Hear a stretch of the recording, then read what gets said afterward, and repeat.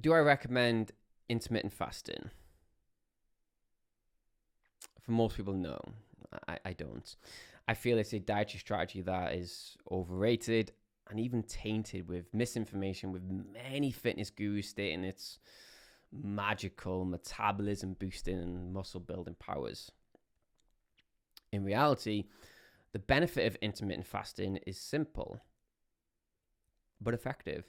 It can induce weight loss by shortening your eating window, consequently reducing your caloric intake and putting you in a calorie deficit. It's that simple.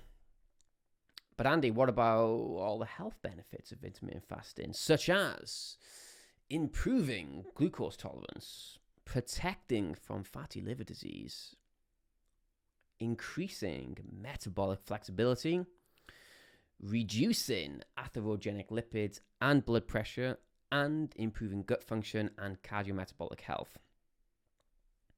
Yeah, they're awesome. Though you do obtain the same health benefits from other dietary strategies that induce weight loss. A great example would be my favorite approach: simply controlling your calories, eating mostly healthy foods, and consuming a protein-rich diet.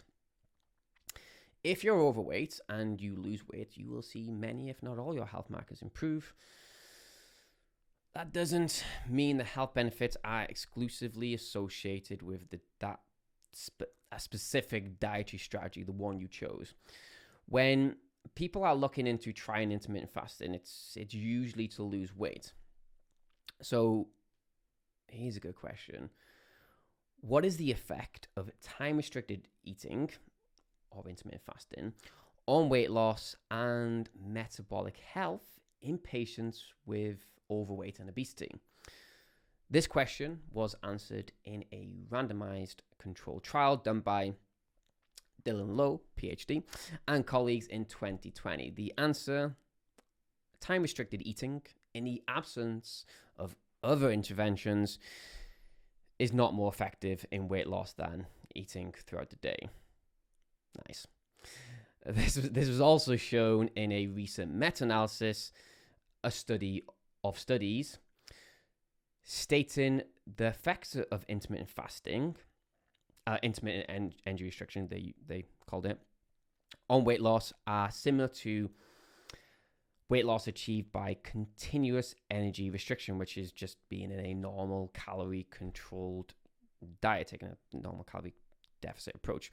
Now, I'm not saying you shouldn't do intermittent fasting. I know many people who it really works for, and I kind of implement some intermittent fasting, just not as extreme or as restrictive as many intermittent fasting approaches, as many involve full days of fasting, such as the Eat Stop Eat diet, and others involve days of extremely low calories, such as the 5-2 method, where 2 days in the week you only eat 500 to 600 calories.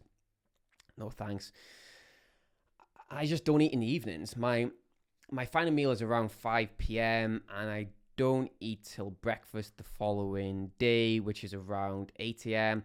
That's a 15-hour fast, similar to the 16-8 approach, which is 16 hours of fasting with an 8-hour eating window. Mine's just 1 hour shy. I do have milky coffees from around 4:45. I'm up pretty early.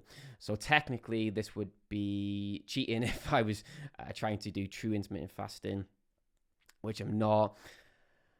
I just eat in a way that works for me, and you should too. You do you. The reason I stopped eating at 5 p.m. is for 2 reasons. I've just brushed my teeth and I don't want to do them again. Maybe I'm being a bit lazy there.